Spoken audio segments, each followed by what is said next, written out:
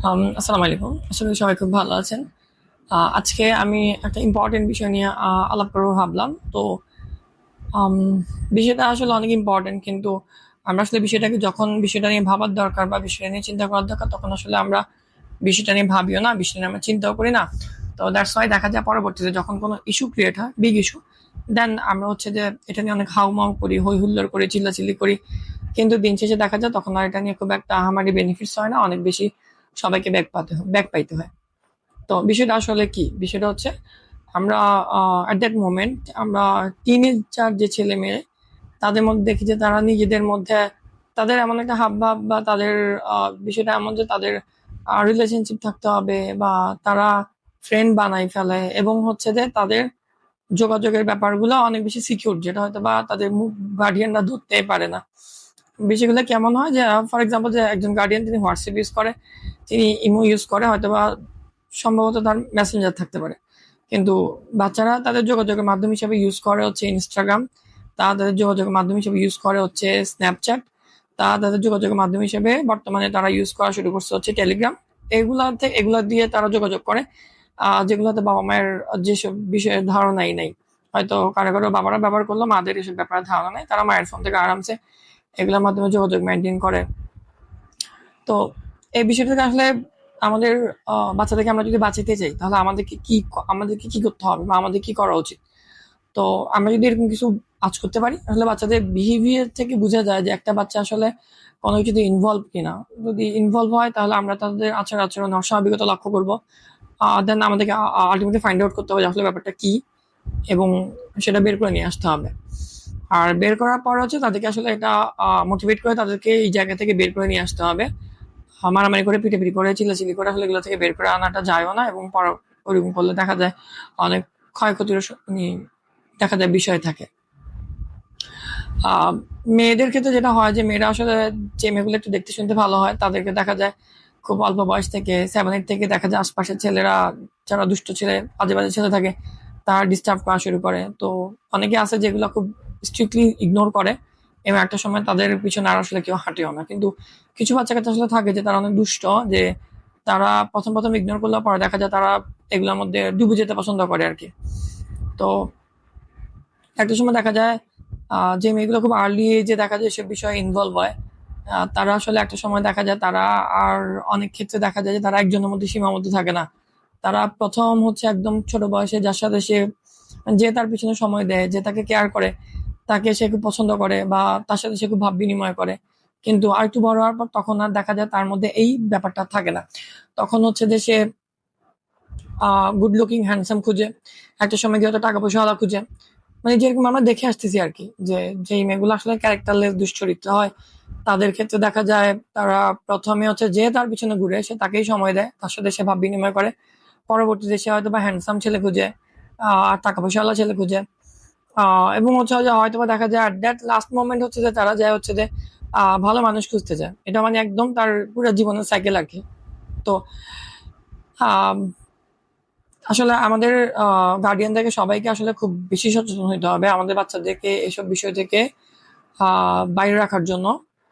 কারণ তারা একবার ভুল পথে পা বাড়ালে সেই ভুল পথ থেকে মানে ফিরে আনাটা অনেক কঠিন। আর ছেলেরা, যেসব ছেলেগুলো এইসব বিষয়গুলোর মধ্যে ইনভলভ হয়, তাদের ক্ষেত্রে আসলে তাদের জন্য ডেরেসটা আর অনেক বেশি। আহ, তারা দেখা যায় খুব মানে আবেগ দিয়ে বসে। আবেগ দেওয়ার পরে দেখা যায় যখন মেয়েটা পরে অন্য কারোর সাথে কথা বলে বা অন্য কোনো দিকে যখন মেয়েটার যখন কিছু হয়, তখন দেখা যায় ছেলেটা খুব বেশি ডিপ্রেশনে চলে আসে, তার পড়ালেখা, ক্যারিয়ার, কাজকর্ম সবকিছু আসলে একটা সময় ডেস্ট্রয় হয়ে যায়। এবং সে পিছিয়ে যায়, এবং অনেকের ক্ষেত্রে দেখা যায় তারা মাদকাসক্ত হয়ে পড়ে। রিয়েল লাইফ যেই আহ, বাস্তবতার সাথে তাদের কোনো মিল থাকে না, তারা খুব মানে ভবঘুরে টাইপের লাইফ ডিল করে। কোন রকম কাজকর্মে তারা মন দিতে পারে না, মানসিকভাবে তারা অনেক ভেঙে পড়ে। আমি আমার অনেক বন্ধুকে দেখছি যে তারা একটা তো পুরো মেন্টালি মানে হয়েছে, যে অনেকের ক্ষেত্রে আমরা অনেক রকম দেখছি যে তারা বিভিন্ন ভাবে ভেঙে পড়ছে। আমার একটা ফ্রেন্ড ছিল, ওই ফ্রেন্ডের হচ্ছে সে একটা মেয়েকে পছন্দ করতো। তো মেয়েটা হচ্ছে যে মেয়েটাও তাকে অনেক পছন্দ করতো। তো মেয়েটা তখন অনেক ছোট ছিল, স্কুলে পড়তো, আমার ফ্রেন্ডটা তখন কলেজে পড়তো বা এমন কিছু একটা। তো ইভেন এমনও হয়েছে যে অনেকে ওকে নিয়ে এখন হাসাহাসি করে যে ওই মেয়েটা মাছ খাবে বলছিল, মাছের ডিম খাবে বলছিল। তো আমার অন্য ফ্রেন্ডরা সহ ও গিয়ে কোথা না কোথা থেকে মাছের ডিম কিনে নিয়ে আসছে, ওই মেয়ের বাসায় পর্যন্ত পৌঁছে দিছিল সবার অগোচরে আর কি। তো পরবর্তীতে একটা সময় গিয়ে দেখা গেছে মেয়েটা অন্য আরেকটা ছেলের সাথে তার রিলেশনশিপ ছিল এবং সে ওই ছেলের সাথে টাইম পাস করতো। একদিন সে রেস্টুরেন্টে হাতে নাতে তাকে ধরছে, ছেলেটা পালাই গেছিল, পরে সে মেয়েটাকে ওখানে থাপ্পড় টাপ্পড় দিছে। দেওয়ার পর একটা সময় তার ইচ্ছা ছিল যে সে ওই মেয়েটাকে জোর করে উঠে নিয়ে এসে বিয়ে করবে। তো যাদেরকে মানে যে সকল ছেলেগুলা যারা আসলে আহ, তাকে এ ব্যাপারে হেল্প করার কথা ছিল, তো তাদেরকে সে যখন বলছে যে আমি ওই মেয়েটাকে উঠে নিয়ে আসতে চাই বা আমি ওকে বিয়ে করতে চাই উঠে নিয়ে এসে, তখন তারা ওকে একটা খুব ভালো একটা অ্যাডভাইস দিছে। ওরা তাকে বললো যে দেখো বন্ধু, তুমি বললে আমরা তোমার জন্য কাজটা করে দিব, কিন্তু এটার সাথে তুমি সংসার করবা, আহ আদৌ কি তুমি তার সাথে সংসার করতে পারবা? তুমি তাকে জোর করে বিয়ে করতে পারলা, কিন্তু সংসার কি হবে? তো পরে আমার ফ্রেন্ডটা আসলে বুঝতে পারছিল যে আসলে এটা হবে না, এভাবে সম্ভব না, সে ওইটা থেকে স্কিপ করছে। এবং সে অনেক বেশি হতাশ ছিল। সে কিছুদিন ড্রাগসে এডিক্টেড হয়ে গেছিল। পরবর্তীতে আস্তে আস্তে এগুলো কাভার করে আসছে। ছেলেটা অনেক ভালো, যথেষ্ট ভালো একটা ছেলে, অনেক ভদ্র একটা ছেলে। এখন সে অনেক গুড একটা কন্ডিশনে আছে। তো তোমরা যারা ছোট, যারা হচ্ছে মাত্র কলেজ শেষ পড়তেছো বা স্কুল শেষ করছো, তারা মেয়েদের ফাঁদে পা দিবা না। কারণ তুমি পা দিয়ে মানে আসলে তোমার এই বয়সে এই কাজটা করার কথাও না। দেখো, তোমাদের সবার বাবা মা তোমাদের মতো ছোট ছিল, তারাও সিঙ্গেল ছিলেন, তারাও একটা সময় তোমাদের মতোই ছিল, এখন তারা ডাবল হয়েছে, তাদের মাধ্যমে তোমরা পৃথিবীতে আসছো। তো তোমরা যখন বড় হবা তখন দেখা যাবে যে তোমরাও ডাবল হয়ে যাবে, তাই না? একটা নির্দিষ্ট সময়ে যখন তোমার ডাবল হওয়ার সময় আসবে, তুমি এস্টাবলিশড হইলে তোমাকে বাবা মা বিয়ে করাবেন এবং তুমিও ডাবল হবা। ডাবল হইলে দেখবা তোমারও হয়তো বেবি হবে। লাইফটা একটা নির্দিষ্ট সাইকেল অনুযায়ী লাইফ চলতে থাকবে। এটা নিয়ে খুব বেশি দুশ্চিন্তা করে আগে ভাগে লাফালাফি করে বিপথে পা বাড়ানোর কোনো দরকার নাই। তোমার যে সময় যে কাজটুকু করার কথা, যে কাজটা করার দরকার, তুমি সেই কাজটা করো। মন যদি পড়ালেখা করো, মন যদি তোমার ক্যারিয়ার করো। তুমি একটা মেয়ের ফাঁদে পড়বা, মেয়েটা তোমাকে কিছুদিন নাচাবে, কিছুদিন ঘুরাবে, পরবর্তীতে সে আরেকটা ছেলেকে ধরবে, আরেকটা ছেলেকে নাচাবে, আরেকটা ছেলেকে ঘুরাবে। যখন ও আরেকটা ছেলের সাথে কথা বলবে, তখন তোমার কাছে অনেক রাগ লাগবে, তোমার অনেক কষ্ট হবে এবং তুমি ডিপ্রেশনে চলে আসবা। তার যেই ভোলা বলা যে কথাবার্তা গুলা, যেগুলো সে তোমাকে বলতো তোমাকে তার পিছিয়ে ঘুরানোর জন্য, তোমার থেকে স্বার্থ হাসিলের জন্য, সেই কথাগুলো আরো অনেককে বলবে। তখন তুমি এটা নিতে পারবে না, তোমার কাছে মনে হবে ব্যাপারটা আসলে অনেক কঠিন, ব্যাপারটা আসলে পসিবল না, এবং তুমি বাস্তবতার সাথে তোমার মানে তোমার চিন্তা চেতনাকে মিলাইতে পারবে না। এবং দেখবে তুমি শখ মানে শখ হবা, শখে চলে আসবে। অনেক সময় দেখা যায় অনেকে সেই শখ থেকে সহজে ফিরে আসতে পারে না, অনেকে অনেক কষ্টের মাধ্যমে ফিরে আসে। তো আবার আমরা অনেকে দেখি যে অনেক ছেলেপেলে এমন থাকে যে জানে যে এই মেয়েটা ভালো না, এই মেয়েটা হচ্ছে যে কয়েকজনের সাথে কথা বলছে, কয়েকজনের সাথে কথা বলে, কয়েকজনের সাথে তার রিলেশন আছে বা ছিল, তারা আবার সেই ওই মেয়েটার পিছনে ঘুরে ওই মেয়েটার সাথে কথা বলে। দিন শেষে হলে সেও একটা গোল খাবে, এটা বুঝাই যায়। যদি কেউ ইচ্ছাকৃত ভাবে এসব ফাঁদে পা দেয়, তাহলে আসলে তার জন্য দুঃখ প্রকাশ করা ছাড়া কিছু নাই। তো যারা এইসব বিষয়গুলোতে ইনভলভ হচ্ছ বা হইছো, তারা এগুলা থেকে বেরোয় আসবা।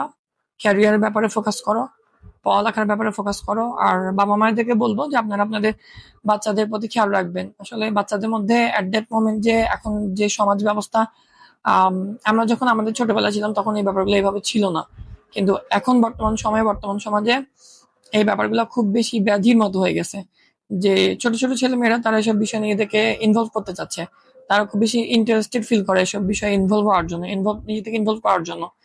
তো দেখা যায় যে অনেক সময় দেখা যায় এগুলোতে ইনভলভ হয়ে তারা তাদের পড়ালেখা, তাদের ইম্পর্টেন্ট সময়, পটেনশিয়াল টাইম, ছেলে মেয়ে উভয়ে যে তারা তাদের পড়ালেখা নষ্ট করে, রেজাল্ট নষ্ট করে, পটেনশিয়ালিটি নষ্ট করে। ফলশ্রুতিতে দেখা যায় তাদের ক্যারিয়ার বিল্ড আপের ব্যাপারে তারা দেখা যায় পড়ালেখার মাধ্যমে যে পরিমাণ ক্যারিয়ার বিল্ড আপ হওয়ার কথা ছিল যেভাবে সহজভাবে, সেই প্রসেসটা থেকে তারা অনেক দূরে সরে যায় এবং তারা বিপথে পড়ে, মেন্টালি অনেক ভেঙে পড়ে। আর মেন্টালি ভেঙে পড়লে আসলে একটা বাচ্চার জন্য, একটা ছেলে বা একটা মেয়ের জন্য সেখান থেকে বেরোয় আসা, সেই বিষয়টা থেকে একদম নিজেকে উঠে আনা, আসলে এটা অনেক কঠিন। এটা অনেক অনেক অনেক কঠিন। তো আমি সবাইকে বলবো যে তোমরা তোমাদের ফ্রেন্ডদের ব্যাপারে সচেতন থাকবা। কেউ এরকম বিষয়ে ইনভলভ হলে তাদেরকে এই বিষয়গুলো থেকে বের করে আনবা। তাদের গার্ডিয়ান যদি তারা বুঝতে না চেষ্টা না করে তাদের গার্ডিয়ানকে জানাবা। সে আজকে হয়তো তোমাকে গালি দিবে, কালকে হয়তো তোমাকে গালি দিবে, কিন্তু 1 বছর পরে হলে সে বুঝবে আসলে তোমরা ঠিক কাজটাই করছো, তোমরা তাকে একটা বিপদ থেকে বাঁচাইছো। আর এসব বিষয়ে ইন্টারেস্ট খুব ইনভলভ হওয়ার চেষ্টা করবে না। যথাসময়ে সবার জীবনে যে জিনিসটা যখন দরকার সেই জিনিসটা তখন চলে আসবে। তো এগুলোর জন্য আগে ভাগে লাফালাফি করে ফাড়াফাড়ি করার দরকার নেই। মেয়েদেরকে বলবা মেয়েরা এগুলোতে ইনভলভ না হয়ে সুন্দরভাবে নিজেদের জীবন গড়ার চেষ্টা করবা। এগুলোতে ইনভলভ হইলে সমাজের মানুষজন সমাজের মানুষ জানবে, তোমার ক্লাসমেটরা জানবে, তোমার বন্ধুরা জানবে, 1 কান থেকে 2 কান, 2 কান থেকে 3 কান, এবং দেখবা তোমার পরিবারের মানুষজন জানবে, এবং এটা তোমার পারিবারিক অশান্তির একটা মেইন কারণ হয়ে দাঁড়াবে। আর বাবা মাদেরকে বলবো বাচ্চারা মোবাইল ব্যবহারের ক্ষেত্রে সচেতন থাকবেন। আপনার বাচ্চাকে আপনি 100 ভাগ বিশ্বাস করবেন না। বিশ্বাস করলেও তাকে বুঝতে দিবেন না যে আমি তোমাকে বিশ্বাস করি। তার কোনো বিহেভিয়ার, কোনো আচার আচরণ যদি সন্দেহজনক হয়, তাকে অবশ্যই আপনি কোয়ারি করবেন। এবং আপনার বাচ্চার কাছে আপনি যদি অনাকাঙ্ক্ষিত কিছু দেখেন, যে আপনি আপনার বাচ্চাকে ছেলে বাচ্চাকে বা মেয়ে বাচ্চাকে আপনি কিছু কিনে দেন নাই, বা এই জিনিসটা সে কিনছে আপনার থেকে টাকা নেয় নাই, কিন্তু এই জিনিসটা আপনি তার কাছে দেখছেন, তাহলে আপনি তাকে অবশ্যই কোয়ারি করবেন যে তোমার কাছে এই জিনিসটা আসছে কোত্থেকে, তুমি এই জিনিসটা পাইছো কোথা থেকে, তোমাকে তো এটা আমি কিনে দিই নাই। হোক সেটা 5 টাকার, 10 টাকার, 20 টাকার, বা 100 টাকার, 200 টাকা, 500 টাকার কোনো আননোন জিনিস দেখলে আপনি তাকে কোয়ারি করবেন। তাদের বই খাতা মাঝে মাঝে উল্টাপাল্টা দেখবেন, বই খাতার মধ্যে কিছু পাওয়া যায় কিনা। তাদের ড্রয়ার মাঝে মাঝে দেখবেন। আপনার কাছে আপনার বাচ্চার প্রাইভেসি বলে খুব বেশি কিছু নাই। আসলে আপনি তার ড্রয়ার ঘাটতে পারেন, আপনি তার বই ঘাটতে পারেন, আপনি তার খাতা ঘাটতে পারেন, আপনি তার ডায়েরি ঘাটতে পারেন। এগুলো আপনার ঘাটা উচিত। কেউ যদি কোনো ডায়েরিতে কোনো ডায়েরি লিখে, বা বইতে খাতাতে কোনো কিছু লিখে, আপনি মাঝে মাঝে তার বই খাতা উল্টাপাল্টা দেখবেন যে তারা আসলে কি লিখছে। আমরা তো আসলে মাঝে মাঝে স্কুলে এরকম দেখি যে বাচ্চা কাচ্চাদের বই খাতার মধ্যে দেখা যায় তারা অবাঞ্ছিত কথাবার্তা লিখে রাখে, যেটা আসলে তার বই খাতায় লেখা থাকার কথা না, তার খাতায় যেটা লেখা লেখা থাকার কথা না। তো আপনারা যদি সচেতন না হন, তাহলে আপনার বাচ্চার ভবিষ্যতে যে ডাইজেস্টার তৈরি হবে সেটার জন্য আপনি নিজেও দায়ী থাকবেন। আপনারাও বুঝেন, আপনারা একটা সময় পার করে আসছেন, আপনারা অবশ্যই বাচ্চাদের হাবভাব মেন্টালিটি বুঝেন, যে আমরা ছোট বয়সটা পার করে আসছি, আমাদের একটা না একটা সময় এরকম বিষয়গুলোর প্রতি হয়তো আমাদের নিজেদের টান না থাকলেও আমাদের ফ্রেন্ডদের মধ্যে ছিল এসব ঝামেলা, বা আমাদের পাড়া প্রতিবেশীর ছেলে মেয়েদের মধ্যে এইসব ঝামেলা ছিল। তাহলে আপনি আপনার বাচ্চার মধ্যেও এই ঝামেলাগুলো আছে কিনা একটু চেক করে করে রাখবেন। তো সবাই যদি আমরা সচেতন হই, তাহলে আসলে আমাদের নেক্সট জেনারেশন গুলা আহ ডাইজেস্টার থেকে মুক্তি পাবে, তাদের ভবিষ্যৎ সুন্দর ও সফল হবে। আসসালামু আলাইকুম।